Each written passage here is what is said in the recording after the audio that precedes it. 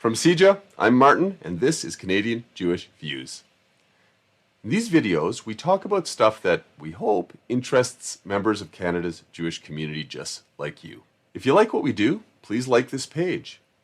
Want us to feature something or someone in these videos? Please tell us in the comments. Today we're heading west, talking to a bunch of people at the Jewish Federation of Greater Vancouver.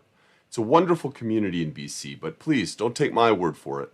CEO Ezra Shankin and his team of committed lay leaders, professionals, and volunteers were named one of the top 10 charities of 2020 by BC Magazine.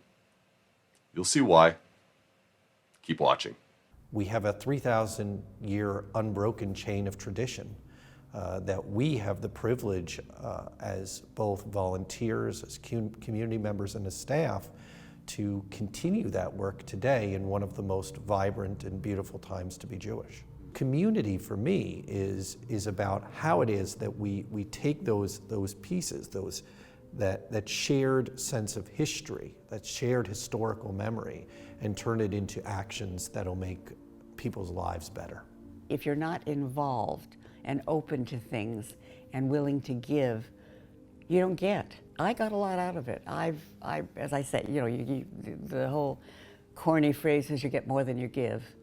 And I think I have. Sometimes in a crisis, you see the best in people, and we really have. I've seen more people offer to volunteer. I've seen people offer to help the food bank, from our professional staff who've been out there working nonstop, and volunteers giving their even more time, joining committees, task forces. It's been terrific. And that's across the whole community. At the end of the day, Federation is really existential and really essential to stewarding and nurturing Jewish peoplehood and Jewish community. To me, my engagement with Federation is not altruistic, and I don't consider it philanthropy.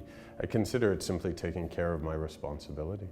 It is, to me, what has allowed our people, the Jewish people, to survive the unthinkable. It's all gone together to create this amazing response to a community crisis. People have woken up, are listening to what the challenges are, and then trying to really fit whether it's financial, whether it's volunteer needs, into what the community members actually truly need. Jewish and community, two words that are inextricably intertwined, and they're on display in Vancouver. If you want to learn more about what they're doing to build community in BC, or if you just want to watch all the rest of the videos in the series of the people we just featured, then check out the show notes or visit jewishvancouver.com. Racism against the Black community is unacceptable to Jews, in part because racism is contrary to core Jewish values, but also because we know that a Canada that's fair and just for Black Canadians is also a Canada that's fair and just for Jews,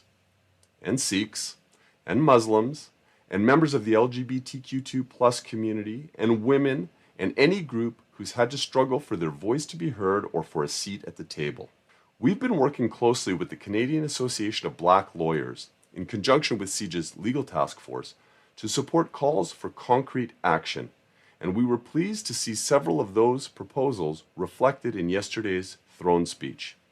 Want more info about the speech? Want more info about those proposals? Check the show notes below. Sometimes you have to look inward, which is why CIJA is proud to support No Silence on Race, an initiative for and by Black Jews and Jews of color to promote conversation, listening, and self-reflection to ensure that Jewish spaces in Canada are inclusive and equitable. You can learn more about the 9 pillars for inclusion that serve as a guide for how organizations can begin this work at nosilenceonrace.ca. Big shout out to Sarah, Akila, and Daisy, and everybody else who's working so hard on this project. We're proud to support it, and we're proud to support you.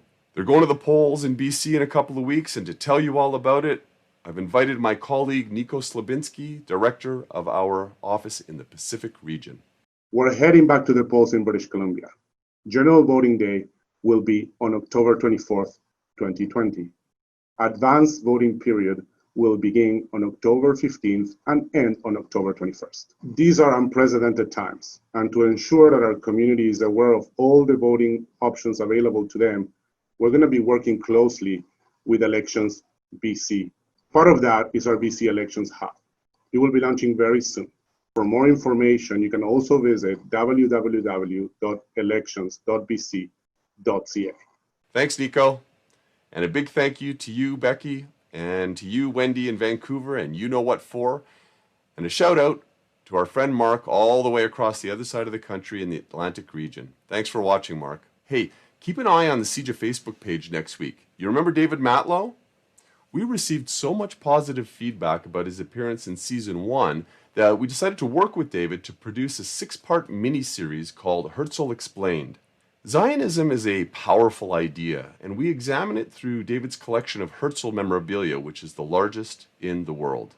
Maintenant, pour nous ramener chez nous, voici des paroles de sagesse de mon ami, le rabbin Anthony Knopf, de la congrégation Beth Ora à Montréal. Words of wisdom. À bientôt. We're going through a very difficult time. There's been tremendous suffering, physical, psychological, spiritual. It's times like this that we sometimes ask, where is God? There's a powerful answer that is given in the Midrash, which points to Psalm number 145, which says that God has mercy on his creations. But say the rabbis, that doesn't mean simply that God has mercy on his creations. It means that God gives of his capacity for compassion to us so that we can have compassion on others.